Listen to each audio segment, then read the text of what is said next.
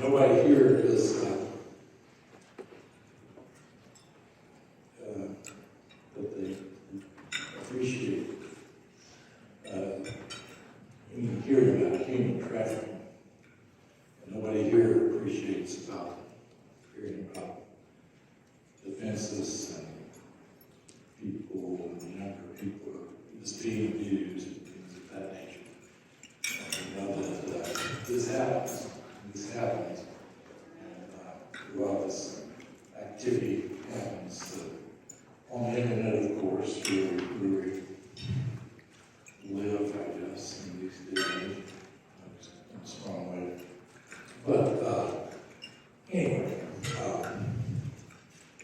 one of our friends has been active in this area, and he's been helping to fight this kind of thing, and he's volunteered over 10,000 hours to help track down and online, investigate, put some of these people out of business and help people be free. He's been recognized by President Biden. And last week, I was privileged to go there, see my friend, Sami Sparber, receive this award from the President's Life and Duty Award. Congratulations, Sam. Appreciate what you've done.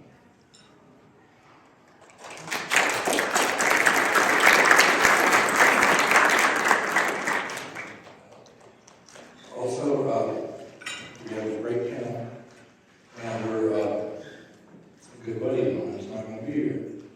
Tony Wilbert, I've known for 15 years, I suppose, maybe longer. But he's going to be on the panel. His dad died today, our weekend, last weekend, his funeral's today. So he's a great volunteer for NAREE, he's done a lot of things. So, get a chance, his email is Wilbert, WILBERT, CoStar.com. Send him a little email and say, sorry about your dad. Thanks for the volunteers that you've done for NAREE. Want to do that, that's great. We're here to talk about the new media species, the breakdown. There's a lot of things changing, there's a lot of things that have changed. There's stuff that's coming. Some of the change is going to be good, some is going to be bad. But I'm really pleased to have a great film like this. One of our board members, Aldo, Svaldi, of the Denver Post. He's, why don't you introduce yourself? Aldo, tell us a little bit about about what you're doing and what your paper's doing.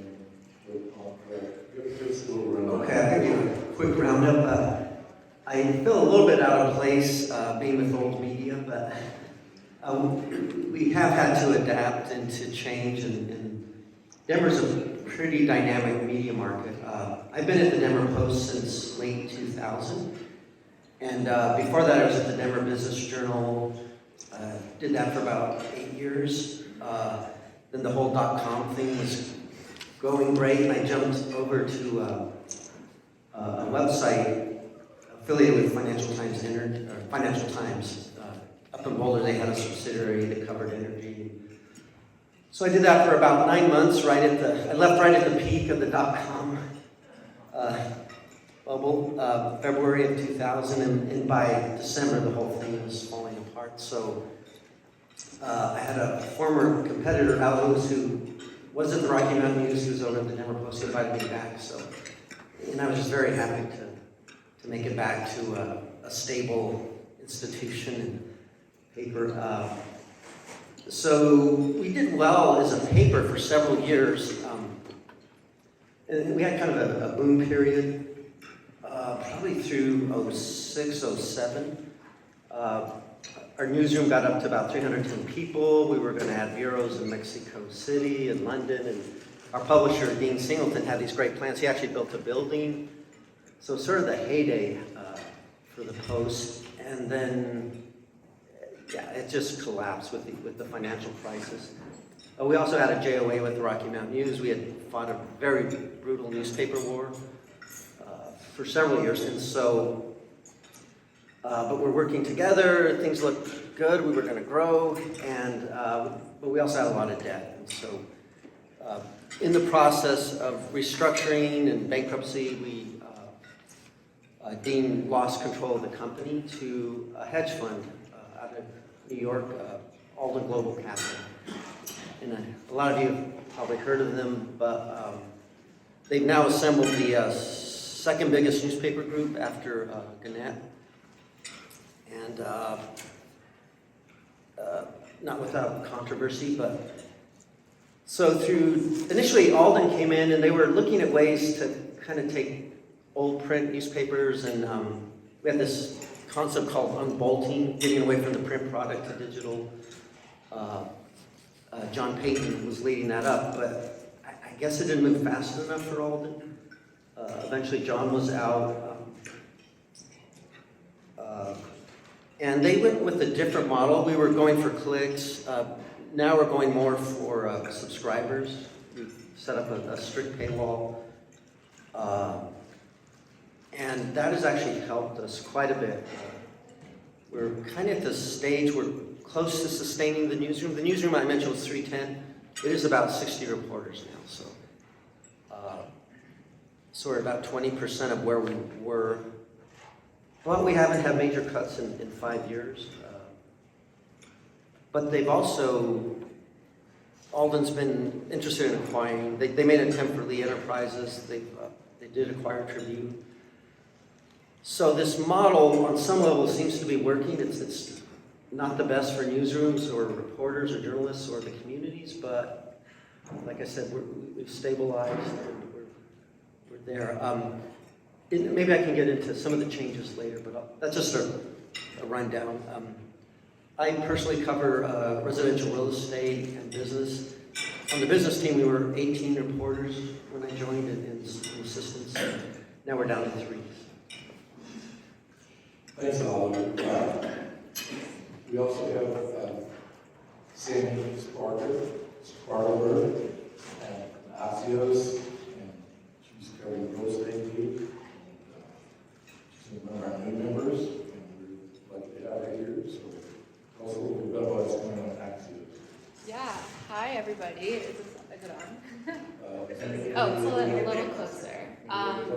Perfect. Well, this is my first NAREE conference. Thank you to Chris and the people at Open Door for telling me about it and getting me here. Very happy to be here. Yeah, I'm a real estate reporter at Axios. I think the first real estate reporter job that Axios has had, and I joined a little bit over a year ago in a time of really fast growth for us on the local side. Axios has Axios Chicago, Tampa, all those little bureaus, and when I started we maybe had 16 or 18, and now it's up to 30. And yeah, last year Axios sold itself to Cox, and we're kind of just doing our thing. And I write for our national newsletters, and I also cover real estate for some of our local newsletters as well. There are 5 markets specifically that we are really focusing on.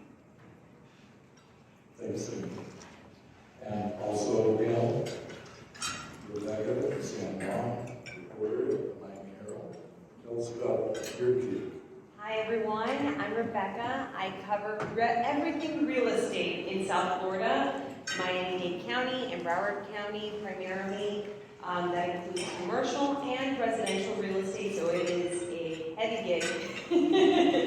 And I also helped launch in 2019, co-launch our weekly real estate newsletter called Resource. I highly recommend everyone sign up for it here. It's free. And so basically I go about curating a list of the most impactful stories that readers need to know of real estate that happened in the previous week. And I do that, as I said, every week. Also on the panel is Kopecki, Deputy Business Editor, Finance Editor at The Messenger. Tell us about that. So The Messenger is the newest of the new media out there. We just launched 3 weeks ago. The press on our launch has been fairly harsh, but it is, I would like to note, it is a startup. So the way the site looked 3 weeks ago compared to today are totally different. The way it's going to look 6 months ago, or 6 months from now will be totally different. A year from now will be totally different. And as several of my friends have asked why I left a perfectly good job at CNBC under the umbrella of the NBC family and a very generous discount for my Xfinity cable package to join the Messenger is, it's exciting. We're building a team. We're building a team of between 60 and 80 business journalists. We're growing in an era where many local papers are shrinking to embarrassingly small sizes where you don't have the resources to cover what you want. And we plan on winning awards and stealing everyone else's traffic. So we are in the market for some real estate reporters. So it's part of what attracted me to coming to this conference. So my DMs on LinkedIn and Twitter are open. We're launching something new.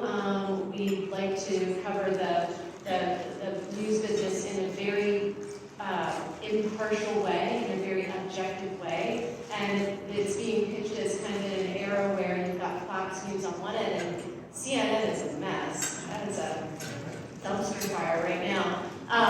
But we are trying to bring news back to a very objective, fact-based, the origins of news, where when people can trust it. So that is our formula, and I'm really happy. Thank you for having me here. I'm really flattered I was asked to speak, and the floor is yours.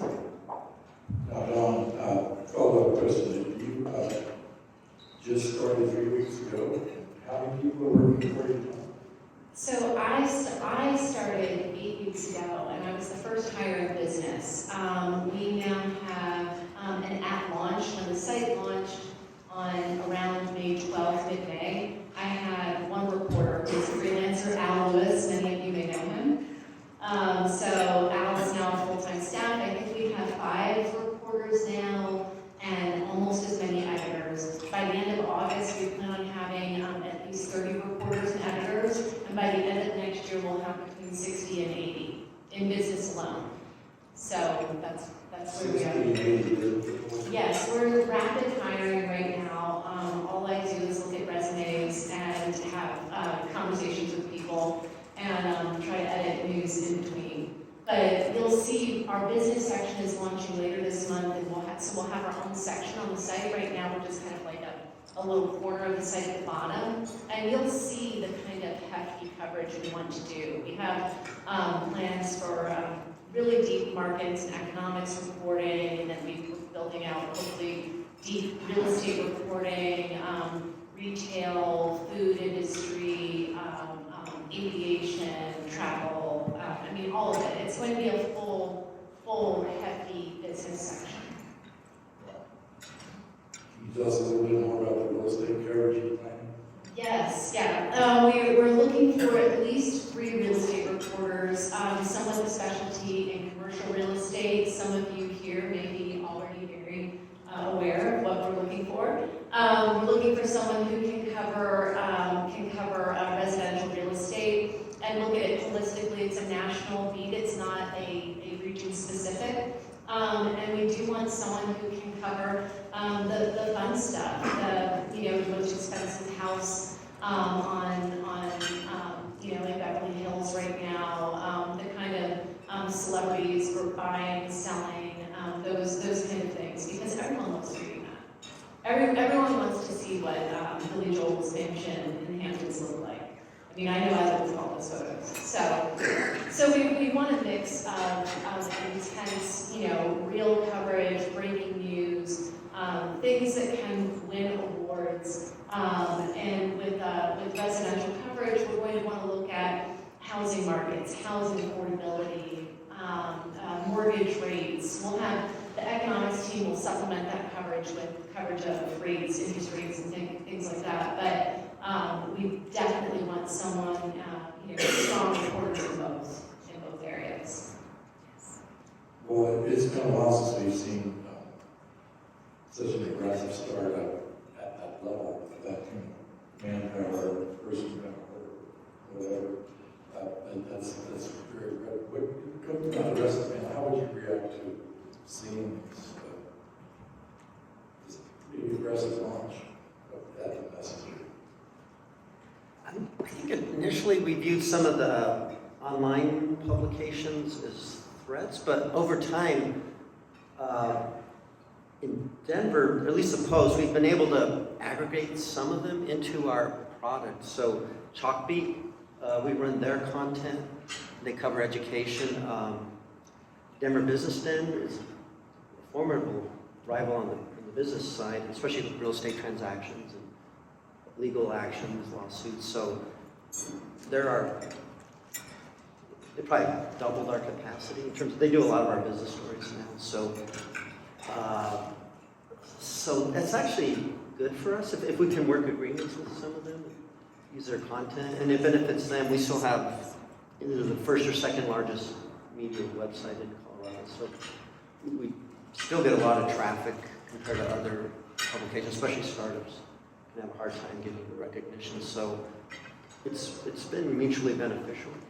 On that, same line of thought, Axios often picks up our coverage, so we get more readers who are following our stories. And also, it has created good competition, I think, because the team at the Miami Herald saw how good of a job Axios was doing with their national newsletter, and it's motivated the team to say, wait a minute, why don't we do that? Why don't we create more newsletters? And it has created more jobs, such as mine, and also has helped us meet readers where they are. Because with newsletters, the power of that is people have such limited time today, especially people in business, in real estate. And sometimes it's really convenient for them to just open their inbox and they have the lineup of the most important stories of the day or of the week there. So I think it's created more opportunities and helped us stay on top of the competition.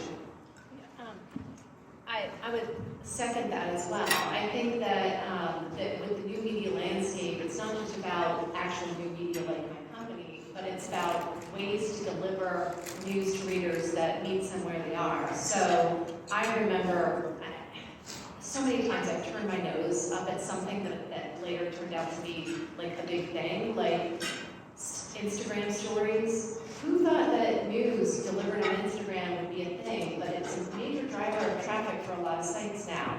TikTok. I mean, I have a TikTok account. I don't use it that much.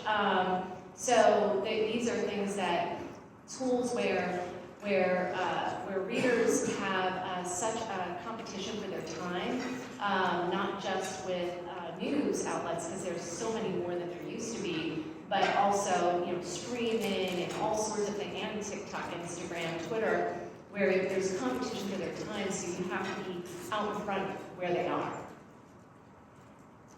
Same.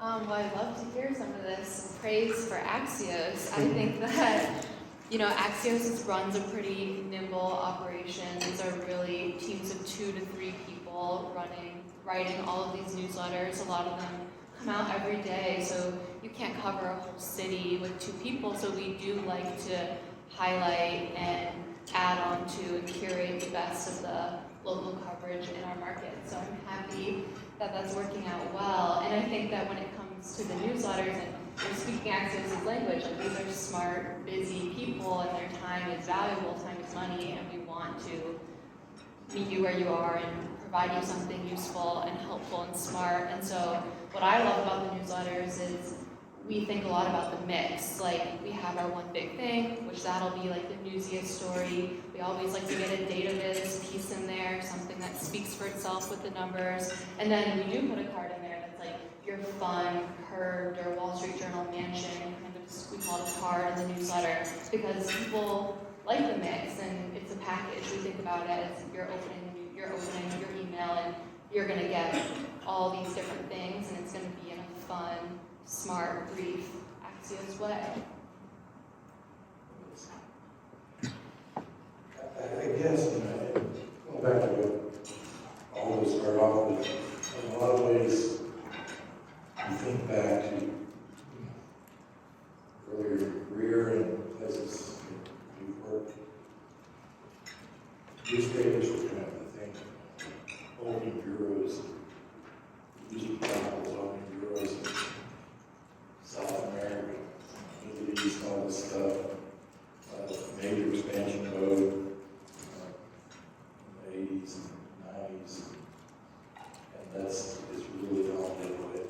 So how much longer are we going to have paper ink? How much longer will it go until the online stuff, every paper is an online. How much longer will paper ink publications continue?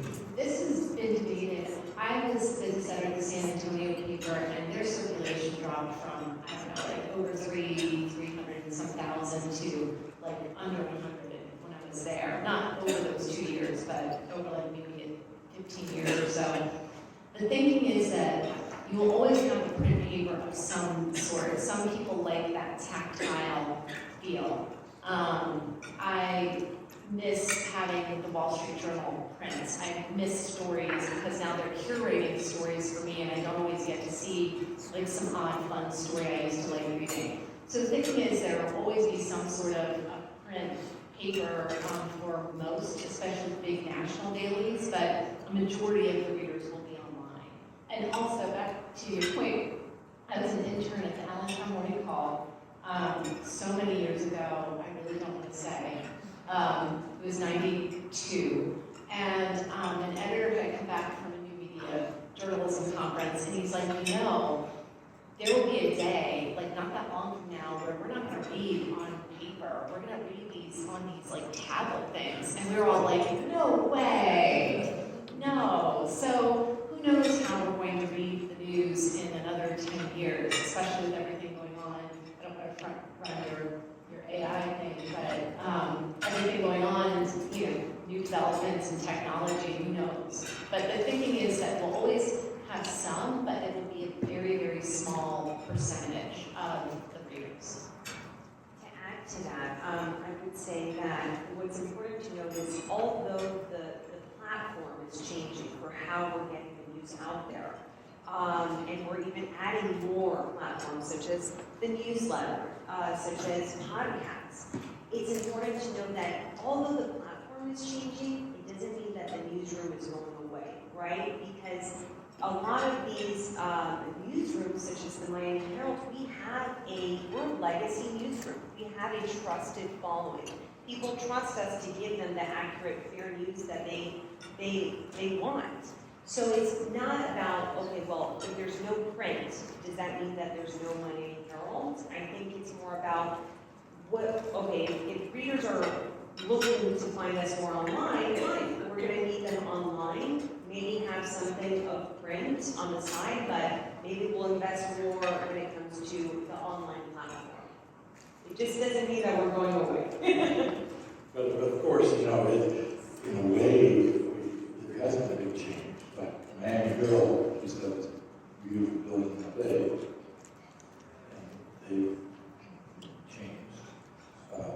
Denver Post, fancy building built by Dean Smith, and that's kind of downsized. And of course, the Houston Chronicle did quite a lot of hard labor. That building's been torn down. It was a new 47-story office building there. So a lot of those, and of course, the need for, and it was kind of the Houston Chronicle downtown Houston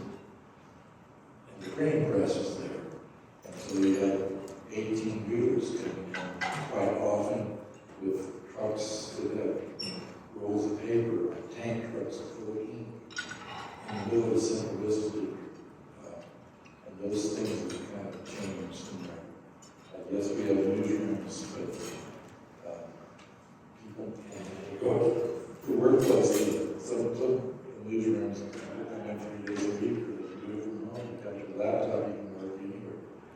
That's kind of changed a bit too. I can talk a little bit about our print strategy. I just checked our print cert numbers. As of last year, they were around 57,000. Maybe 15, 20 years ago, we were in the top 10 among U.S. dailies in circulation, so we're way down. And Alden's strategy has been to raise the subscription rates. And if people don't protest, right, they made a lot more money. If they do protest, they'll kind of bring it back down, but it is pushing people out. But we haven't cut any days of printing. Still 7 days a week. Still 7 days a week, but I just got a letter, maybe 15 minutes outside downtown. They're not going to deliver to my neighborhood anymore because there aren't enough subscribers. So the tougher issue hasn't been printing costs. It's been finding delivery drivers and getting the papers on porches. So in theory, they're supposed to mail me the paper. It hadn't arrived like 4 days in. It's the start of June. So I think at the Post, Alden's going to hold on as long as they can. At some point, it won't make sense. And I could see the day not far away where digital is supporting print in so many ways. But it's, for a while, it was print. We needed to keep printing because that was supporting our online, but now that's reversing. Yeah, I would just add that the labor issue with actually getting physical delivery of paper is a real issue across the industry. It was a huge issue in San Antonio. And a lot of people just cut their subscriptions because they weren't regularly getting the papers, so they just cut them. So that it's like a chicken or the egg. Are they canceling because they don't want it, or are they canceling because they can't get it, kind of thing. But our readers are incredibly loyal. I mean, it's been pretty brutal for them in terms of rates, but a lot of them are hanging on. So we're thankful for them. Yeah, well, of course, San Antonio is pretty interesting market when you're talking about actual print product. And I worked there too, Express News. At that time, Murdoch controlled it. It was fresh and London and stuff. And there was a big deal with guys staying on the corner selling a tab, it was a tab. And cheap, but screamer headlines, murder, all with the really catchy, we had some great headlines. That was, so those are gone. The guys on the street, that was a substantial amount of circulation, just people in the corner, give them a quarter, or whatever.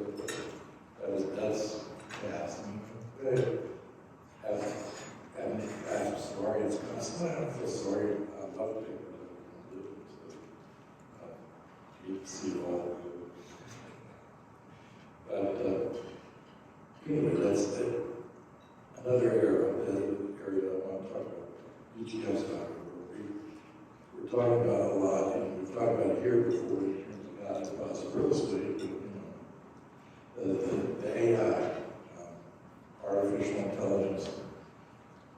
How's that going to impact what people do in this business? Well, I can jump in here. The Herald actually started to experiment with AI related to our real estate coverage in 2021. It made some headlines because we created a real estate bot. So basically, we're using AI to churn out stories based on sales.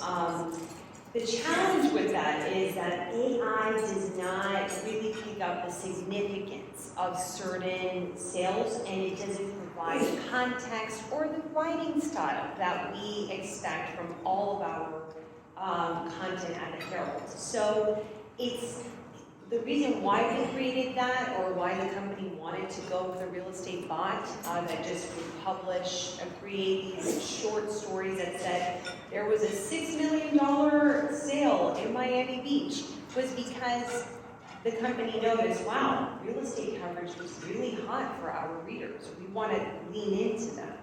But at the same time, it's been a few years since we've launched this bot, and everyone in the newsroom, especially the biz team, agrees it can be refined. It can be used in a better way, because although $6 million for a house sounds like a lot of money for me, in Miami Beach, that's nothing. I would never write about a $6 million sale in Miami Beach. It has to be at least 20 million, and usually it's 50 million and up. So it needs that context. The bot needs to be refined, or has to have some eyeballs, human eyeballs on it, to better refine the coverage in the posts. Right, that's it. Then I was like, oh, is the computer going to know that, well, Donald Trump's son bought a house across the street last year? Little facts like that, you know, that people write about all the time. You have that stored away in institution memory. To add to that, just quickly, because the thing is, you're bringing up a great point. Like, readers don't just want facts, right? Like, they pay for a subscription because they want good quality writing, and they want good information with context. That's how we separate ourselves from the national papers that come in, fly into South Florida to do a story, and then they fly out, right? We know, why is this sale important? Who is it connected to? So we still need, as I mentioned before, the AI, the bots, it doesn't have that capacity. So that's where journalists, we need more journalists to oversee all of this type of content. Yeah, and we don't use AI extensively now, we're just so new. But I do know that my friends at Wilbert and one of them's here use it for earnings. Use it to write earnings coverage, and I believe that Reuters, but don't quote me on that, but I believe they also use AI to write earnings coverage.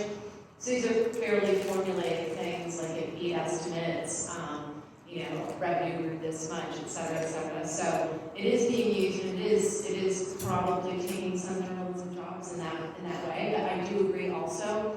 Like I was at Dow Jones and we were in Business Week during the financial crisis. I covered housing, I covered Fannie Mae and Freddie Mac, and a chatbot is not going to be able to get someone, a deep source in the White House on the phone and get them to trust them and give them information on whether or not they're going to be taken over, and or enforcement attorneys at the SEC or defense attorneys. And so I do think that there is a permanent role for journalists going forward 40, 50, 60 years from now, when AI will no doubt be integrated in everything we do. So I do think that there is a very real role for us. But some of the more automated things, those jobs may go away. I personally am interested in thinking about AI, not in they're going to take my job and write a story way, but from an engineering back-end standpoint. I think AI has a lot of opportunities to pull photo captions from Getty, or pull scraped data and put it into a chart using Zillow's API or something like that. I think there are a lot of other use cases for it that are really exciting, and I think that that's kind of the approach that I have, just being really curious about it, but also very, as to quote Jim, clear-eyed critical, also being very clear-eyed about it. When I started at the Business Journal, we were still cutting paper articles and putting them into files, so it's changed a lot. And I see AI as just another tool, a very powerful tool, that can help journalists. I've just played around a little bit with the ChatGPT and searching and getting better results, a lot better sources, materials. We did something maybe 8 years ago where we started writing prep sports scores, just automating that, some of the real basic grunt work. And wasn't called AI, but it probably was. It was a form of that. So, but we haven't gone beyond that, and our editor's taken a fairly hard stance on content written by AI or some of these BARD or whatever program. But, and I think that's just, to preserve the integrity of the product. One thing that has helped, and I don't know Grammarly if that's considered AI, but it's hugely helpful, given that we've lost our copy desk. So having something integrated, that catches your errors, grammar mistakes, spelling errors, that's been a lifesaver. Okay, well, we have time for some questions. Suzanne, so. The subject of AI has been studying it a lot, and one of the concerns that we've been coming across and trying to figure out is the copyright issues. And one of them is, as you said, Aldo, the bot written articles are not copyright protected the way a human's articles are, or even a partially human written article. Another thing is something like analyzing data. You can't dump somebody else's data into it because ChatGPT then needs the copyright, and you're losing somebody else's copyright. So there's some big copyright issues, at least current, that have to be resolved. Suzanne Silverman brings up the fact that there are copyright issues with some of the AI activities. What do you think? That is not something that I personally had experience with because we don't use ChatGPT, but I have read some things about it. I mean, there are a lot of legal concerns on articles being written by them, but you know more about it than I do. Good. That's the point. To see where you're going. Yeah, it's an excellent point. Maybe the fact that you have an in-house bot maybe resolves some of that. But I think it's something we all have. Okay, ma'am. Thanks, everyone. This is super interesting. I was just thinking, I feel like over the past couple of months, from a media landscape perspective, is shutting down bankruptcy. BuzzFeed and Vice have kind of been a hot topic. So I guess, how do you view media from, and at one point they were considered like the darlings and innovators of the new media landscape. So how do these new media innovators kind of not fall at the same time? I'll start. So the day BuzzFeed went under, I looked at their homepage, and the lead article was about how the Barbie movie had cast a pregnant Barbie, and it was very controversial. And I was like, well, no wonder y'all went under. I mean, come on, people don't want to read that. I think that there were, I don't disagree. I do think there were some management issues and editorial choices that drove those models down in some ways. I'm not pretending like that could be a risk with what we're doing. It always could be. You just have to have very good, smart editorial management and teams in place. Vice Media was targeting millennials for a long time, and a lot of their reporting staff were all under 30. And I think that inherently makes it more difficult to manage, more expensive to manage, because it takes longer to fact check things. You have reporters that aren't as experienced on some of these stories, but they wanted to have that raw, edgy look about them. And their news was also incredibly opinionated, and I think people just tuned it out during the elections. I think that they were, they may have fallen on deaf ears to what viewers wanted, and also the audience they were targeting were all getting older, having babies, buying houses, and maybe they lost their target audience because they matured a little bit. These are just my observations, having been in it for a long time. And I think BuzzFeed may have had some legal issues as well that helped drive it into the ground. So, Facebook issues. Yeah. Facebook. Yeah. So I mean, there are a lot of. It's risky. It's risky. But you know, you can't grow and you can't do something new, and if you don't take a risk. So in Denver, we've sort of formed this model of collaboration, and there's something called the Colorado News Collaborative, and it came in 2018 when we had an especially severe layoff, and the community became aware, will the Post survive? Who's going to cover the news? So it has about 170 participants in it, so a lot of small outlets. And so we had a publication, Denverite, and I think it was a model used in some other cities, but they were going under maybe 2 years ago. But through this collaborative, Colorado Public Radio stepped up. So we've been able to preserve Denverite. We had a chain of community papers, suburban papers, the Sentinel types. They were going under. Through grant money, through this collaborative, we were able to save them. The Colorado Sun stepped in, which was a spinoff of the Post. So I don't know. Was there a way to save them? Maybe. I don't. But I think with this model, we're trying to preserve coverage, reporting staff in Colorado. At least at Axios, I think that I touched on it a little bit earlier, but very Lightfoot. We're remote first. Like we have a big office, not big, like medium-sized office, maybe in DC, in Arlington, or right outside of DC. Don't quote me on that. But other than that, everyone works from home. They're really small teams, and I think that allows us to adapt really quickly to changing consumer needs, and just keeps us very light.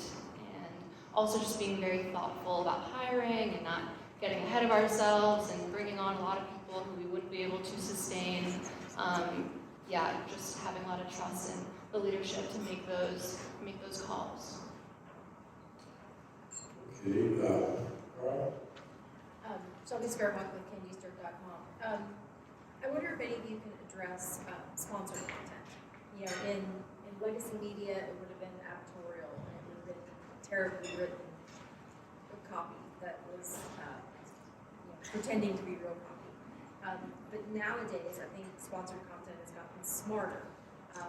I feel a little bit, I admitted to somebody, I was like, I kind of feel like it's a little bit of a secret, or that, I am in charge of the sponsored content, and I don't write that content. So I wonder if anyone can address that role of sponsored content in legacy media, new media, and how that's going. Sponsored content. Tell us your thoughts on that. Well, at CNBC, we certainly had sponsored content. It was marked as such. It was not something that everyone loved in-house, but it helped pay bills and keep our jobs. And as long as it was flagged, we begrudgingly, accepted it. It was a different division, and it was high quality. It was high quality stuff. So I think to make it work, it can't talk the bulk too much. So it's got to have some objectivity to it to make it work. It is, I think, sometimes it can be useful, especially like personal finance advice, those kinds of articles. But it's tricky. It's a tricky balance.